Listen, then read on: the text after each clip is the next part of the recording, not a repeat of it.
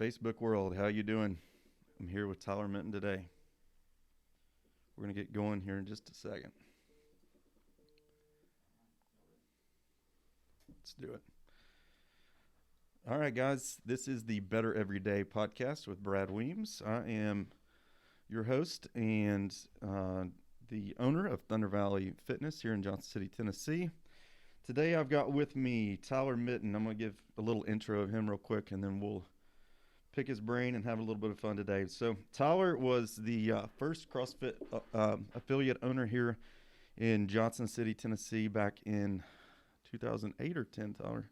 I started running the one in, I think, 2009, then opened it solely myself 2011. Okay, so he was the first affiliate owner here in town back in 2009. He is the nutritionist for Daniel Cormier, Max Holloway, Khabib, Stephen Thompson, and many, many more UFC fighters out there. He also works with the general population. He currently just started working with some of our Thunder Valley members, and we'll dig into that a little bit later. But more importantly, he is the fiance of Raina Batson and the dad of Silas and most recently born Ronan. Tyler, how's it going, man? It's good. It's good. That's a pretty cool introduction. Raina will appreciate that one. Yeah, man. We know she's the boss. Yeah, absolutely. She let me come here today. So, but yeah, no, actually, Ronan turned 3 weeks old today. So it's one of those things where I do my best to stay at home with her as much as possible, but she's still, I've not missed a workout since that. I still have things like this that I'm doing. So, I don't want to underplay, like how much of a sacrifice that is for her to let me go for any amount of time, because it's a madhouse sometimes. Oh, no doubt. But it's one of those things. I'm a firm believer that the more you can like take care of yourself just a little bit and have that fine balance, it probably makes you become a better dad and fiance at the house. Yeah, absolutely. It's not just what I do for a living. So it's part of, it's my career to stay in shape. It really is. If I was this really overweight guy sitting here telling people how to eat, and it's going to greatly decrease my profit. So it is my career to stay in shape, but it's also huge stress relief for me. I get antsy if I can't go work out. It's a very, very tough thing for me to do. There's things I can do at home, but in worst case scenario, I would. I refuse to miss a workout. I'm going to do something. But just being able to go and meet you at the gym and hit that intensity because the weights and everything are accessible makes a huge difference. Well, the mental health aspect is so often overlooked. We work out for the aesthetics, but what it does for us mentally is just as valuable. Yeah, absolutely. I mean, and like you said, aesthetics. So anyone who is not getting paid to work out and compete, who says that they're just working out, they're not working out to look good, is a liar. I refuse to believe that. There is no possible way I would ever work out, for free if the goal is not just to look better when I take my shirt off. Couldn't do it. We're all a little narcissistic when it comes to working out. You have to be. You put in the time and you want to see the results. So, let's talk a little more on a personal level. So, obviously, we know what you do for work. You're a nutritionist. We'll dig into that a little bit deeper here in a minute. What are some of your hobbies outside of just working out and working with your clients? I'm pretty limited. I'm very boring. Pretty much everything I do, I have to like make myself do other things sometimes just so I seem interesting. I like to be outside, so hiking's a big thing. And as a family, we walk almost every day. Right now, we're still not comfortable taking him out into the woods and everything yet, but I would say since the day after we brought him home, Ronan, I would say we might have missed one day of walking as a family. It's something we do every single day, because again, we want to get him ready for the time we are going as a family and hiking. So I love the hiking. I love to hunt once hunting season's around. I'm in the woods as much as I can. Very avid hunter because I'm a meat eater. Mm-hmm. So, the people who are anti-hunting, I can totally understand it if you're vegan. So if you're vegan and you're anti-hunter, I can understand that. I respect it. I work with several vegetarians and vegans. So I would never try to change someone's ethics for that. But if you tell me you're anti-hunting and eat meat, I'm going to tell you you're a hypocrite. It's because I don't get joy out of killing. I get joy out of providing, meat for my family. And Right. people make fun of me and will joke sometimes because I get sad every time I kill one. It really is. Almost every hunter I know gets the same way. It's a little sad, but at the same time, say if I kill one deer, I've probably got about 4 or 5 hours per deer between. Now that doesn't even count sitting in the woods and all that. That's just from the time it hits the ground to drag it back, clean it, gut it, Right. butcher it. I butcher it and process it all myself. So, I'm just essentially doing everything the grocery store does for you, but I'm doing it in a much safer. Once again, it all manner. comes back to nutrition. Of course. Hey, yeah, it really does. One second before we dig into like really talking about what you do for people, whether it's your UFC fighters or your general nutrition client, we've got to share this funny story.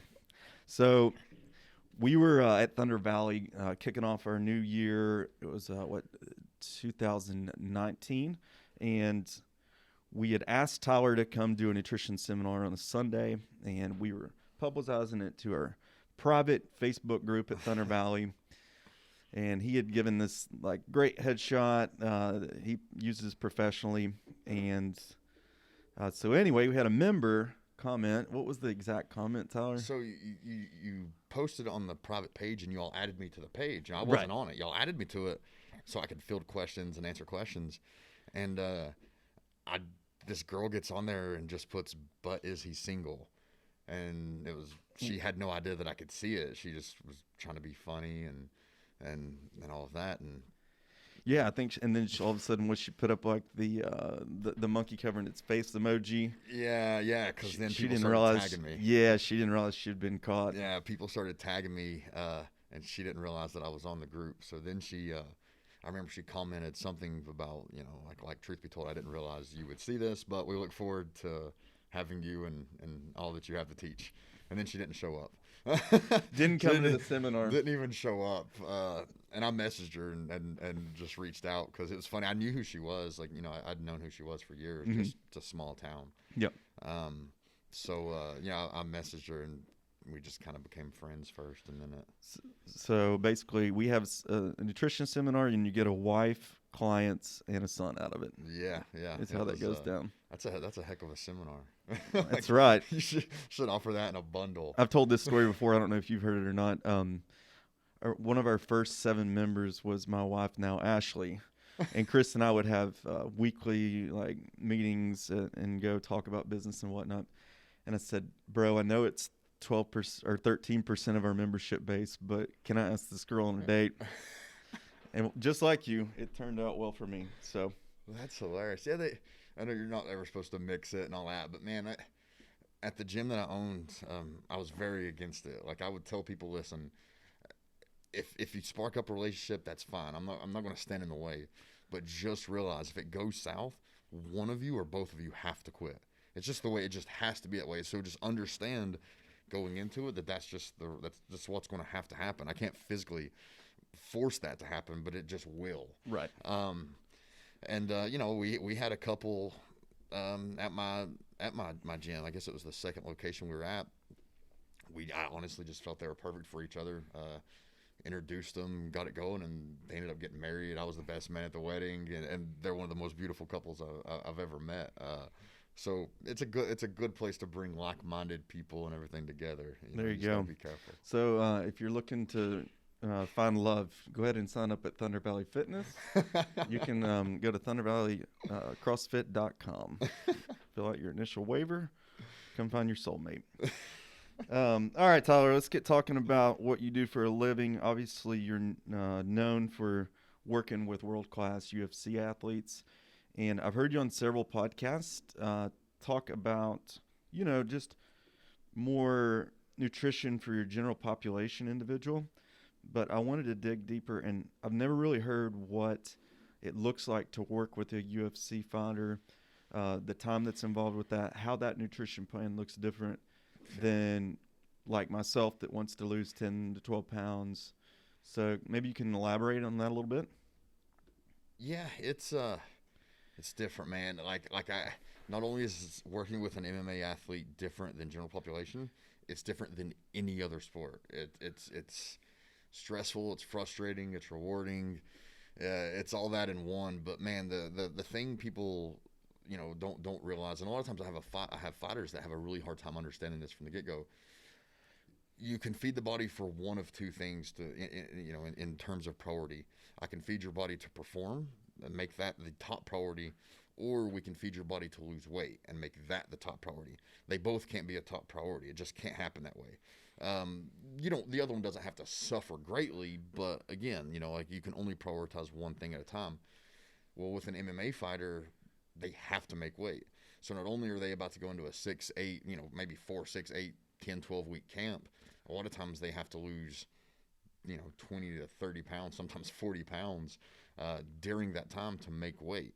So I'm having to feed this person in a way that allows them to train 2 to 3 times a day, 1 to 3 hours a session, and be able to perform at a high level and recover. And you need calories to perform, you need calories to recover, but I also have to keep them in a caloric deficit enough to where they lose weight, meaning I actually have to feed them slightly less than what they're burning so they will lose weight. So it's a really fine balance.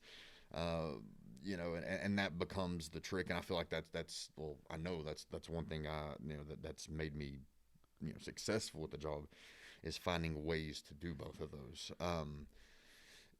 It becomes tricky because, say, Monday might look different than Tuesday. Anything can change. A fighter might have to travel they might get a notification that they have to go travel for media day. And then, you have this athlete that was cooking everything at home. Now for the next 48 hours, they're going to have to eat at restaurants or do what they can. So here I am looking up a menu, trying to find what they can, or looking up a restaurant, sometimes calling the restaurant, introducing myself, talking to them about what the deal is, and ask them if they can do a customized menu. All of that to work with this athlete, across all these different domains, just to make sure they get that. So then, they get their fight week and they still often have 5, 10, 15, 20 pounds to lose, and that has to be water weight. At that point, the final week, losing body fat is not really a viable option. So now I have to feed this athlete to make sure that they're 100% recovered. Oftentimes, they're actually eating more calories the last week than they were during camp. Just because, again, at this point, we're not concerned with fat loss. We're just concerned about water weight.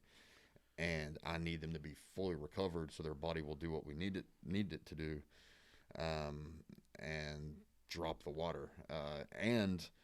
With all that, immediately everyone thinks, you're starving them. Like I said, I feed them more, and they're not drinking water.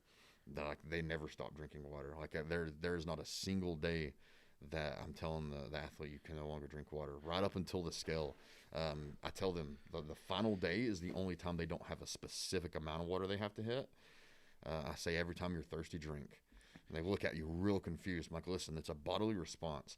So for years, and I've said it, everyone in nutrition or exercise has said this before, is I'm trying to trick the body. And that's just what we're always trying to do. That's stupid. The body's been here thousands, hundreds of thousands of years in our modern form. You're not going to trick the body. It's smarter than we are. The body always will choose survival over our tricks. So we work with the body. If you're thirsty, you need to drink, because if you don't, the body's going to recognize that and start releasing hormones to hold water. So really my entire system with these athletes is responding to the body's cues of what it needs. So then when it comes time to ask the body to do extraordinary things, it gives us that. So many questions there. Yeah. I have a lot myself. There's a lot that, typically we look at nutrition as calories in, calories out. Mm-hmm. And, there's a lot of behind the scenes work, like you're talking about, calling restaurants, making sure we can eat a specific way. I mean, that's awesome. I didn't realize that kind of stuff takes place. But one of the most impressive things is the fact that you work with athletes at all these different weight classes, and you know how their calorie expenditure is going to be during training camp, the amount of calories they're going to consume, how appropriately, help them recover. Mm-hmm. So I guess that's been the most impressive thing with me is you got Cormier, but then you've also got Khabib, who are almost, 100 pounds apart. Yeah. And yet, what Khabib's going to burn versus Cormier, and people don't know this, but you correct me if I'm wrong. I've never had a fighter miss weight, correct? No, not when I was president. I've had ones. I've had ones that I was kind of in a consulting base for. Actually, the one in particular. I'm not going to say his name, but if he's listening, he's going to know who it was. And this is one of the hardest part of the job too. It really is, because I become really close with these fighters. I have a really hard time separating friendship and business, and I think it's what makes me good at my job. But I had a fighter one time approached me and asked about a fight. They said, "Hey, can I make weight for this?" And I said, "No, don't take the fight." He goes, "Well, I already did." I'm like, "Well, I can't go there with you. I can't do it because I was that confident that this fighter was going to miss weight." So I told him no, and this is one of my absolute best friends in the world too. And I told him no, and he went and he missed weight, and lesson learned. It's one of those. It happens. But it's no different than anyone at Thunder Valley that's out preaching the word and driving around with a sticker on their car. Like, they are still a representation of us. Yeah. So, if we're wanting to be leaders and as good as we can at our job, then it's our responsibility to hold them accountable. Absolutely, and again, it's extremely tough, and I get fighters constantly all the time. Now I turn them down. I mean, I turn down fighters fairly regularly because I don't think they can make the weight, or I'm if I even think they can't make it, it's not worth it to me, because that tells me that if I have that doubt, that tells me that even if they do, it's such a finicky thing that I know they're not going to be able to do it healthy, or they're not going to be able to perform well. And I'm there for their long term health too. I'm not trying to kill these guys to where when they're retired, they're dying from metabolic syndrome. So. Right. Man, it's awesome. Who's the next fighter that you're working with, or when are you getting back at it? Due to COVID, a lot of mine has moved to remote coaching, which is good and bad. It's bad in terms of I can't be there hands on, and there's some things that as a coach, like, you can just send someone a program, check in with them, motivate them, FaceTime them, talk to them daily, but there's still so many things you can't do the cues, you can't guarantee integrity, like you can't guarantee they're doing everything right. So that's what I'm left with now due to COVID and the UFC's restrictions. A lot of my clients are now remote only until this ends. I actually have a guy fighting this weekend, Zach Cummings, who I'm dealing with remotely. And Zach was my first ever UFC client, so that's anytime he fights is a really cool experience for me. I always want him to win. I always take his extremely personal. I've cornered him many times too, so I've been right there in the corner when it's happening, and it's tough. But so he's this Saturday. My next one that I know for a fact I have to be out of town is James Gallagher. He's this 23-year-old kid who fights for Bellator. He lives in Dublin, Ireland. I love working with James. He's just an absolute terror when he fights, but such a good kid. I'll have to go to Ireland for 2 weeks because of the quarantine. 14 days you have to stay there, and then we'll be flying to Milan, Italy for the fight. So that'll be my next one that I know of that's on location. Cool. So about 12 weeks ago, Tyler and I were talking, and I asked him about starting some nutrition challenges with the members at Thunder Valley. And so with it being 12 weeks ago, we just wrapped up our first 8-week challenge about 3 weeks ago.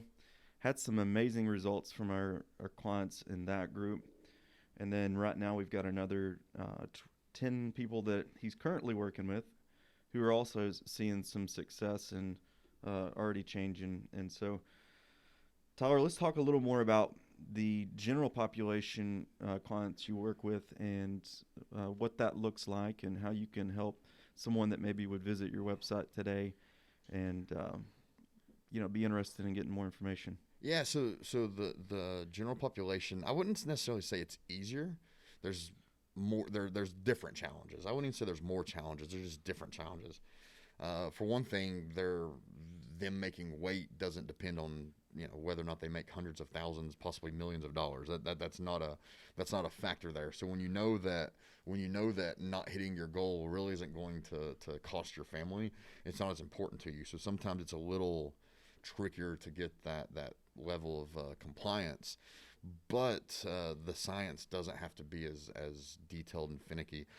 With the average person, the difference is you really just have to start instilling good habits, and finding ways that work with their schedule. Again, they're not a professional athlete who essentially only trains and then goes home and can nap when they need. They can, they have access to a kitchen at all times. A lot of these people, they work 9 to 5, so we have to find ways that they can still eat on the go or take their food with them. So my plans are extremely simple to follow. They can be as detailed as you want or as simple as you need. And with a lot of these people, I don't have to do as much. So with my fighters, the macronutrients have to change according to the type of training they're doing. So on for a heavy morning session, we'll load up those carbs in the morning. So let's say that they have a heavy session in the morning, a lighter session in the evening. We'll load up the carbs in the morning, and then we'll go more fat fueled in the evening. With the general population, it can be a lot more basic. If you start throwing in too many details, it's paralysis by analysis. It's just too much, and it's just not needed. So the plans are a lot more simple and basic.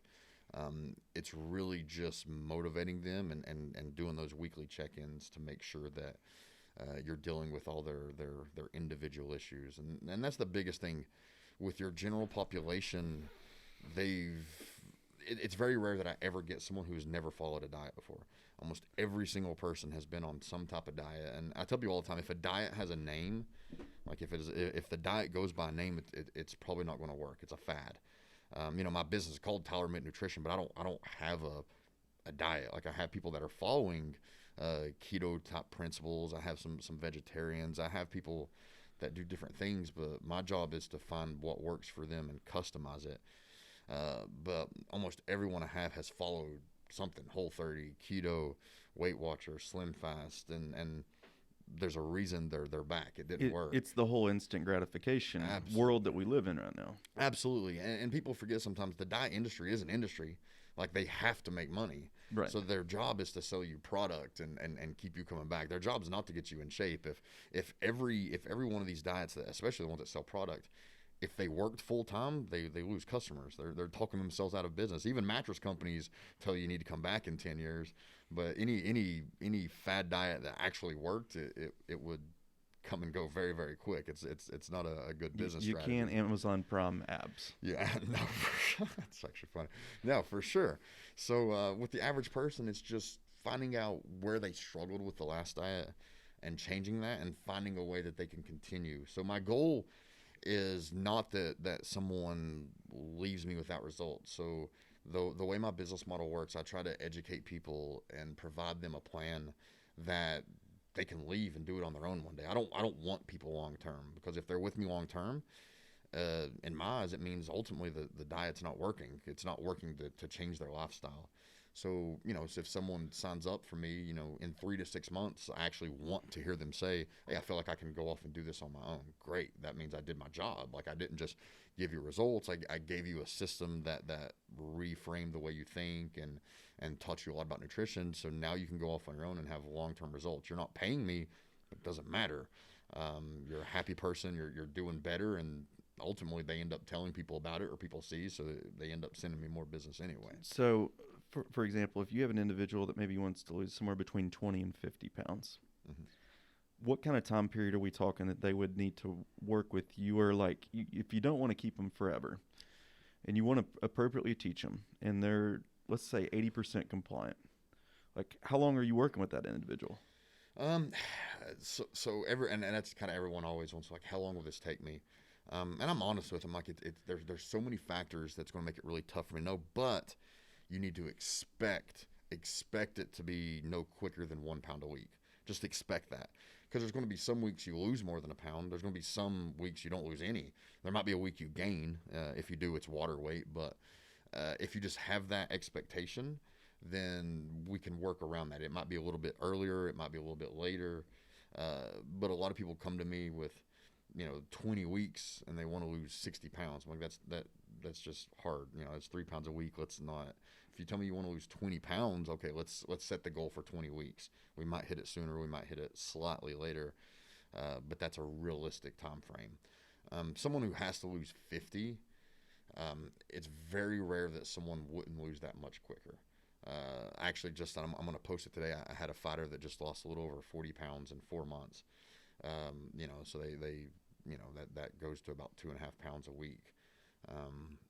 But again, this is someone who has 99 to 100% compliance. They're working out several times a day. So that's the difference. Your average Joe just doesn't have the ability necessarily to follow with that level of adherence or have that much energy output. They have jobs and families and things like that. So that's generally my thing. Like set a goal for a pound a week. If we hit it quicker, great. In fact, we often do. But I would rather them set a long-term goal and hit it quicker than set some short-term goal and miss out. Got you. One of my favorite things about Tyler is how much he shares all his knowledge on his social media.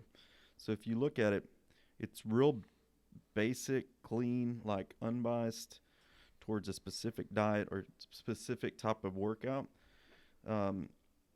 His posts are just telling how to get a little bit better. I mean, exactly like the podcast name, every day. And, as knowledgeable as Tyler is and the people that he works with, he's still putting out this incredible content that basically anybody can benefit from. So, Tyler, why do you share so much content, and why are you giving away all your secrets? Yeah. So, man, this it really, I'm trying to think. There's a million reasons I can say I do it, but honest to goodness, the primary reason I started doing it was because of COVID. So, just to be totally transparent, the first week the quarantines and the stay-at-home orders started happening, I lost 3/4 of my general population business. They just quit. And I don't put people in a long-term contract just for that reason. I just understand people have jobs, things happen. I refuse to hold someone to that. I'd rather, especially in my industry, I'd rather someone leave happy than make them stay and pay unhappy. It's just silly. So no one knew what to expect. Everyone just thought we were losing our jobs, and here I am with, a girl that's 5-6 months pregnant, and I lose 3/4 of my general population, and God only knows when my next UFC or Bellator client is, because fights were all postponed. So I'm freaking out a little bit, and as I often do when I am worried or I have a question, I reach out to my best friend James Krause. I love this guy so much. My son's middle name is James, and it's after this guy. I guess he was my second UFC client ever, and my coach. So when I would do my last several fights, and if I ever fight again, I would actually go up and train with him for a good amount of time before going to the fight. And he owns a gym up in Kansas City, very successful, and he's in the UFC himself. But this is just a guy, I trust his knowledge, and so I reached out to him and just kind of told him, and as he does often, he just kind of didn't think it was a big deal. He's like, you just lost 75% of your... Yeah. Wow. And he's just like, I don't know, get him back or find a way, man. He said the reason you lost him isn't because of COVID, it's because there was something you weren't doing anyway. He's like people see it as expendable. You have to do something to keep these people or to get a different type of people. And he gave me a list of things I needed to do, and I started doing them. One of them was increase your rates. So literally, again, this sounds so crazy, but doesn't that make it harder? You would think. So my first week, that first 2 weeks when everyone quit, my rates now are almost double. Not quite, but almost double. But within about a month of that happening, I went up about 150%. So not only did I get all those people back, I got 50% more. So that was one of the things, raise your rates. The other thing was you have to start giving out free content. He's like, man, you have so much information and so much knowledge. People have to know, like, you have to share that information. Like what's your actual goal? Well, my actual goal is I have to make money because I have bills and an addiction to food. I love food, and what we were talking about earlier, I love food, I love watches. So it's like I have to have money, but at the same time, my actual goal and why I love what I do is I genuinely know nutrition is life-saving. If anything, shown that it's COVID. I mean, you're depending on which factor you look at, you're anywhere from 3 to 5 times more likely to die from COVID if you're overweight. That's pretty freaking serious. You're much more likely to die from anything if you're overweight. So like nutrition is absolutely life saving, and I believe that. So my goal is just to help people. And James just kind of told me, he's like, listen, like not everyone's going to hire you, but everyone can benefit from you. Just start showing people what you know. Give out that information. They're still going to come to you for fine tuning, but they're going to recognize that you have that. So I just made it to my goal to just start giving out as much free information as possible. I recently wrote a blog for Perfect Sports, a supplement company I work with. And the title of the blog is How to Build a Meal Plan. And I just literally lay it out and tell people how to build a nutrition plan. I mean, it's almost exactly how I do it. I throw in a little bit more detail because I'm a nerd and I want to, but theoretically they could just go to that and follow it. I posted that, and I got three within the first week of me posting a blog on how to build a meal plan. I got 3 new clients. And it's just, people just, they come to me for the convenience of it. Like, hey, I'm doing this for you because that's the truth. Anything out there is Googleable now. You don't call a plumber because you can't figure out how to do it. You could figure out how to do it.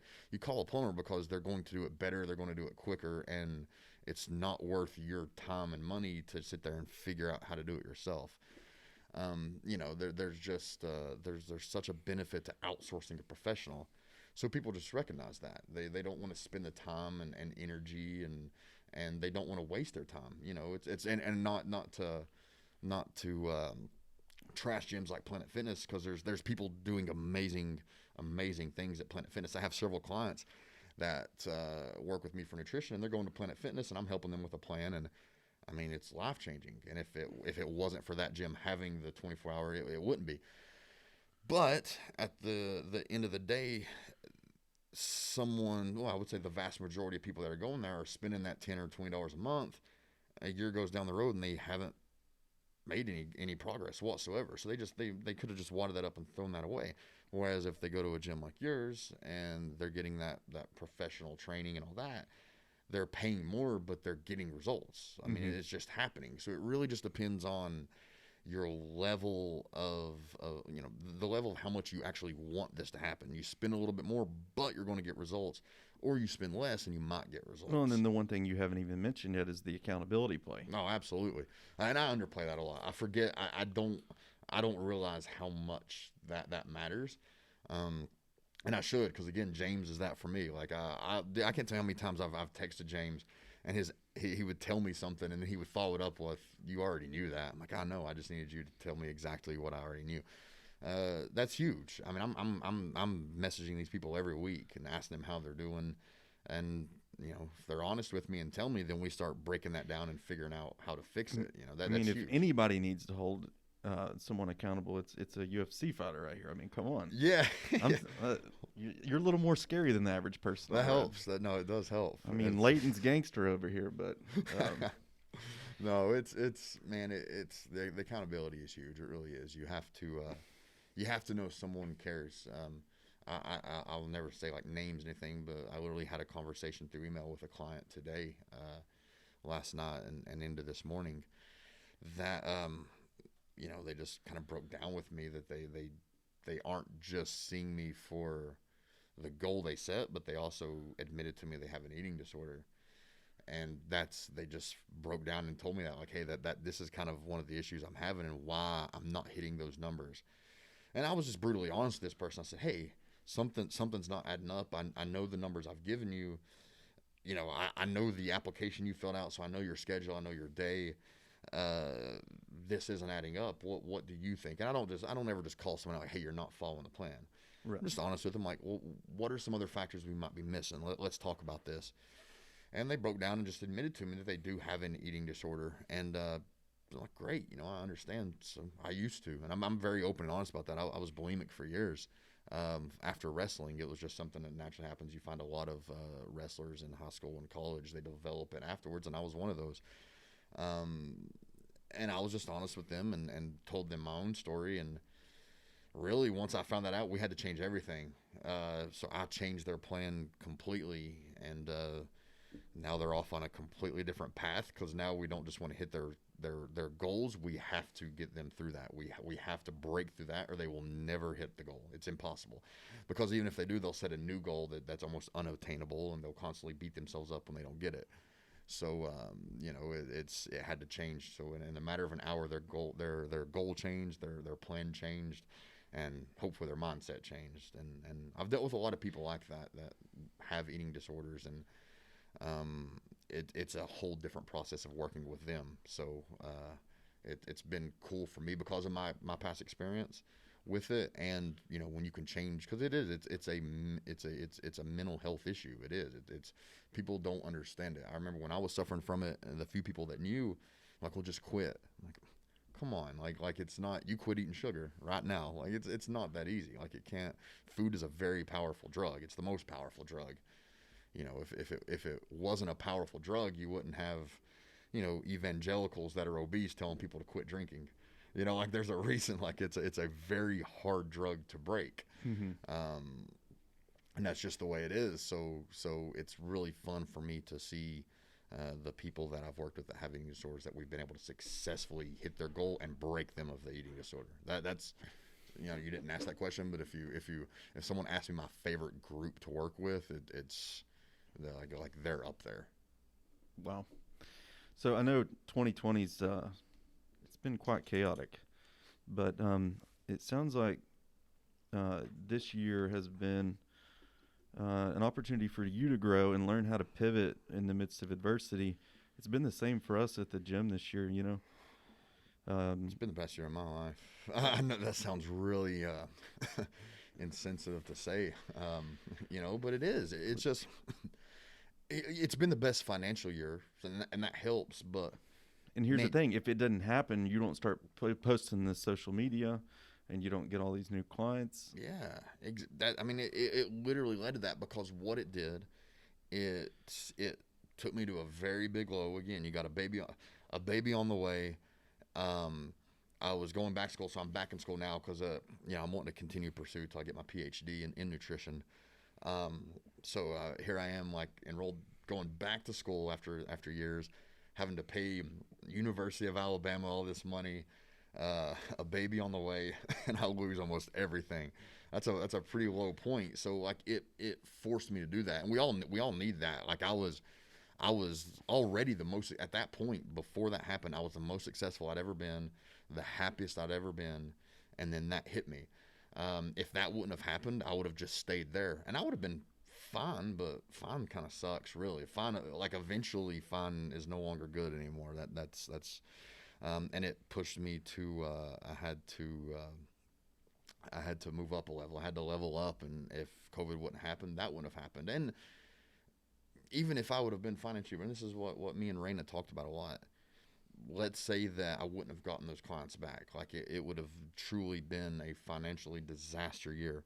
It would have been a financially disaster year with a new baby. Like, yeah, that's stressful, but it's still a new baby. Right. At the end of the day, I still have. You're still blessed. I still have my kid. Like it's and we had each other, and I wasn't going to lose any friends because I'd lost business. Like truthfully, like I would have still ended up with a net gain of things that matter.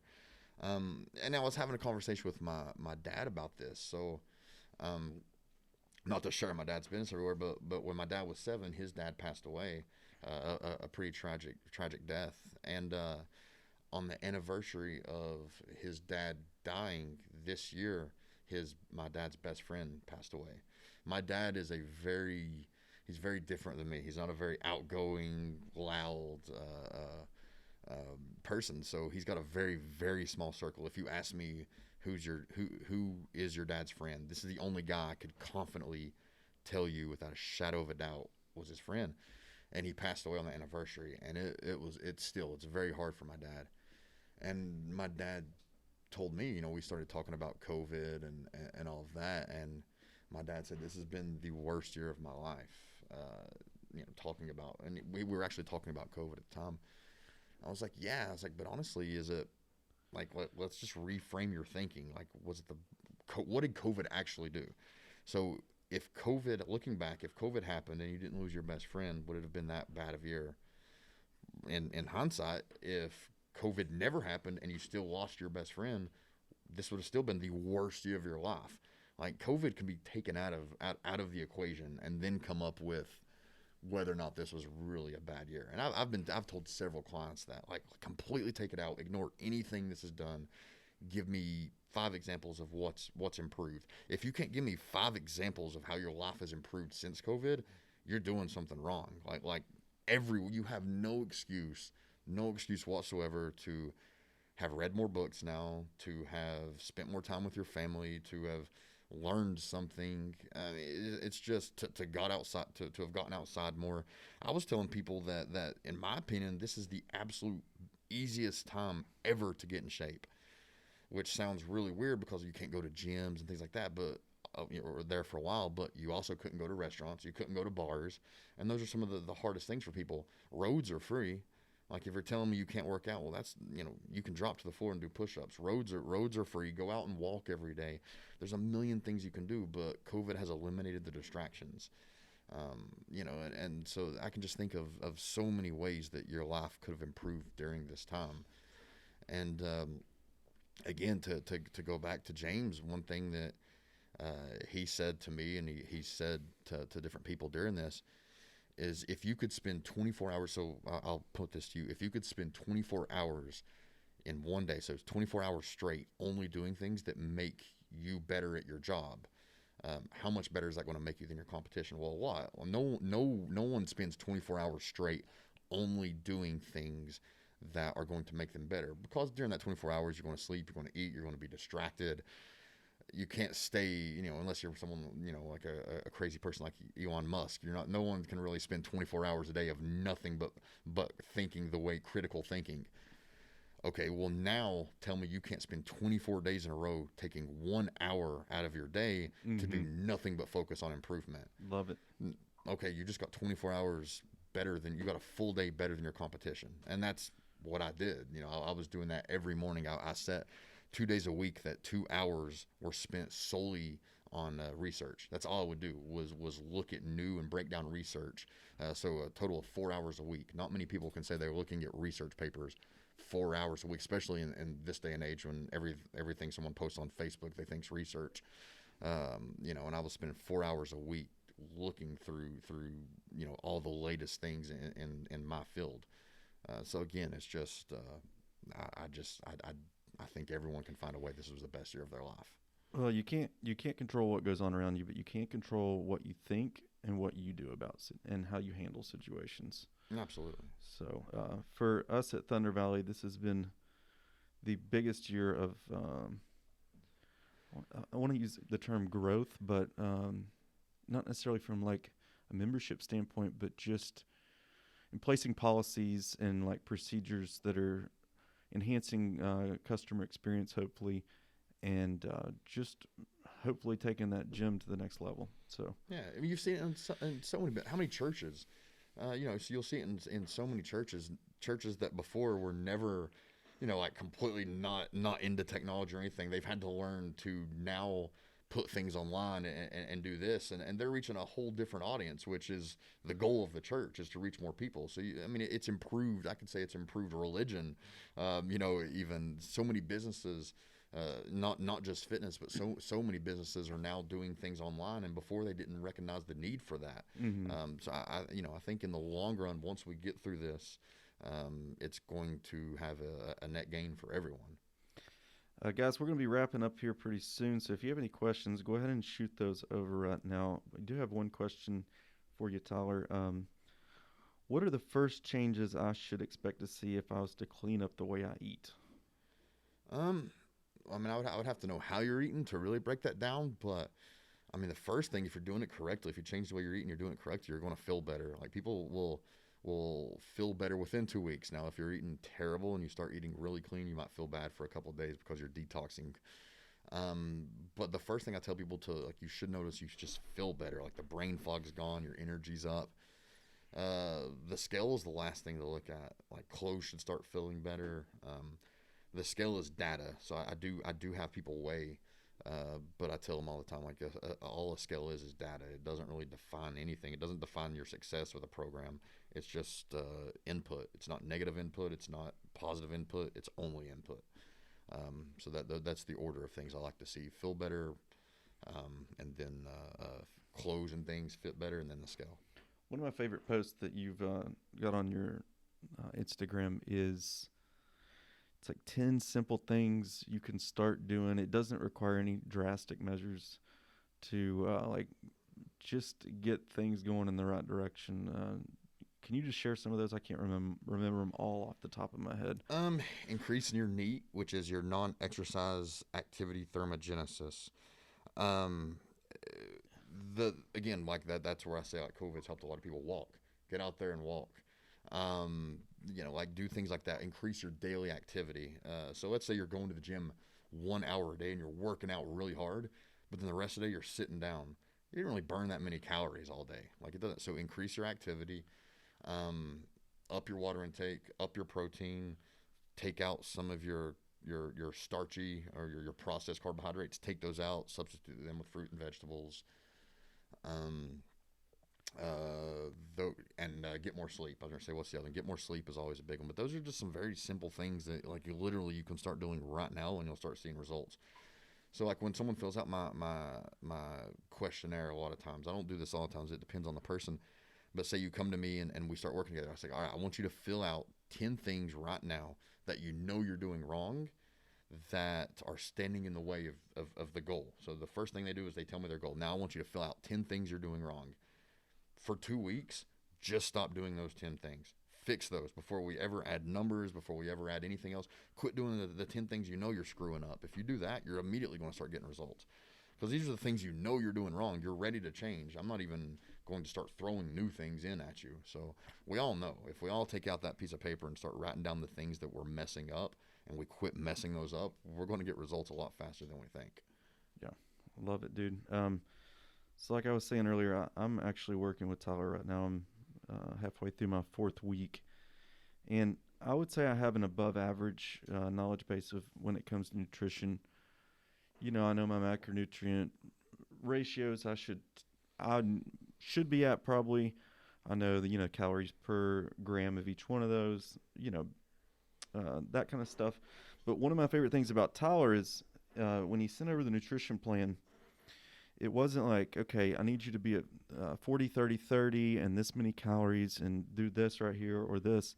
It literally was like, at breakfast, you're going to eat this many blocks of protein and this many blocks of this and this many blocks of this. And he has it to where you're weighing your food, which that sounds like a lot of work. And it is for like the first few days. But come end of week 2, you can eyeball everything. And it's almost funny. I played this game with myself now. I'm like, I bet you that's 250 grams right there. And then I'll put it on the scale. It's like 247. And but the simplicity of his nutrition plans are what I love. If you're a numbers freak, you're not going to like that. But he's always readily available to like give you that info as well. Because I did ask him. I said, "How many calories is this roughly?" And so he's got that info. I highly, highly recommend you guys visit his website if you are interested in just feeling better or achieving any personal goals you might have. I know right now you've got a waiting list to work with you. Yeah. I don't even know how many now. I actually I've had to turn down a lot of people recently and just told them that as soon as something opens up, I've been putting them in order of when they contact me. So if something opens up, then I'll contact that person. Just because I don't want to spread myself too thin because then the value goes down. So I set a number that I'm comfortable working with, and it's a pretty lofty number, but still I have X amount of general population. I have so many. So like right now, my goal is 30. I try to keep 30 general population tops.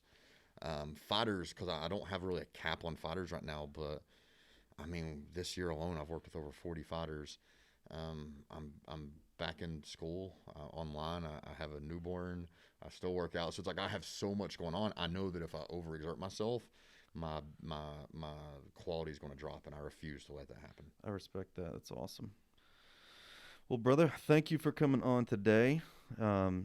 Hit Tyler up and check out his website. What is that website again, Tyler? TylerMintonNutrition.com.